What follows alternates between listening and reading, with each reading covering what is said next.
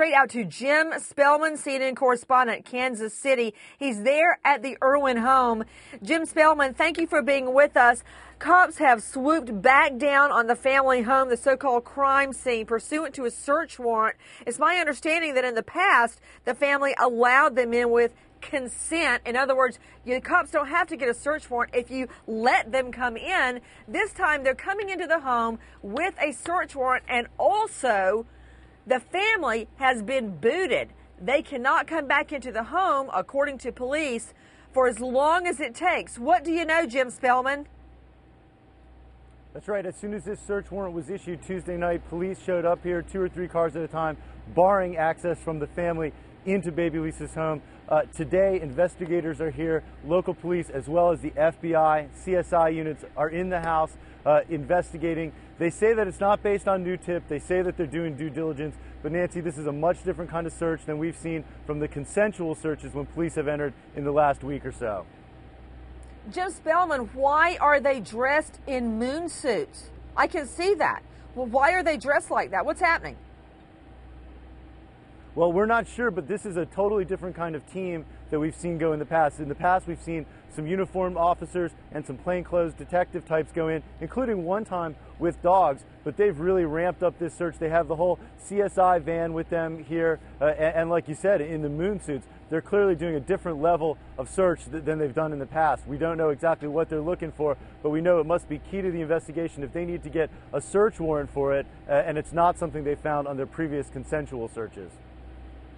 We are taking your calls quickly to Steve Cardian, former police detective, self-defense expert, lead instructor at Defend University. Steve, the suits that police are wearing this time, those are most likely real-life CSI, crime scene investigators. Let's see those shots, Dana, please. It looks as if they are going in now for forensic evidence that they fear they may have missed the first time. I'm talking about microscopic evidence, possibly using luminol, looking for other fingerprints, for hair, for fiber. When I say fiber, I mean carpet fiber, clothing fiber, looking at the baby's crib on the inside to see if any fiber from the abductor's clothes were in the crib, on the sheets, on the blankets. Steve Cardian, I know that there was a Barney, a stuffed dinosaur in the crib with the baby. They may be looking at that. They may be looking for things beyond the naked eye. What do you make of it, Cardian?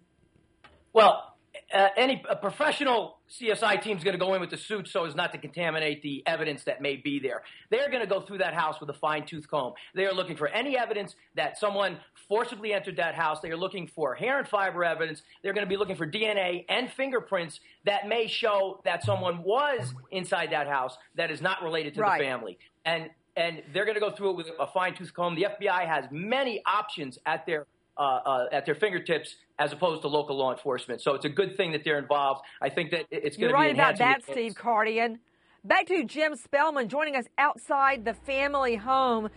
You're seeing behind him the spot where cops went in and out and in and out of that front window of the home. Also behind him, you see the neighborhood, a quiet family residential area.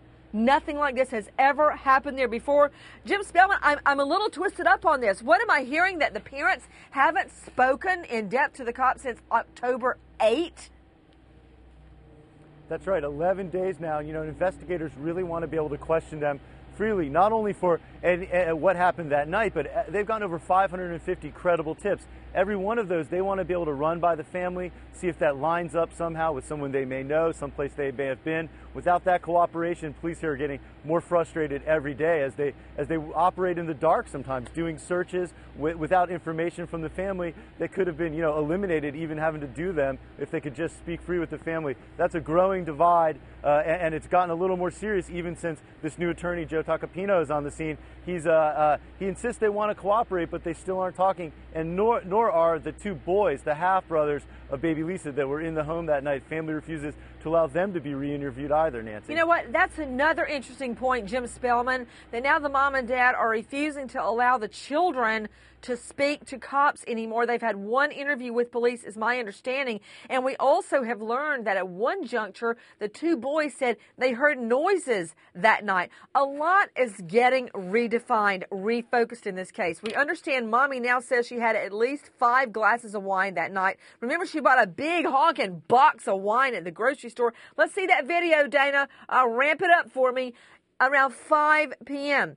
We now have Mommy changing her story, saying that she now saw the child last at 6:30 p.m., not 10:30 p.m. That loses us 4 critical hours in the search for baby Lisa.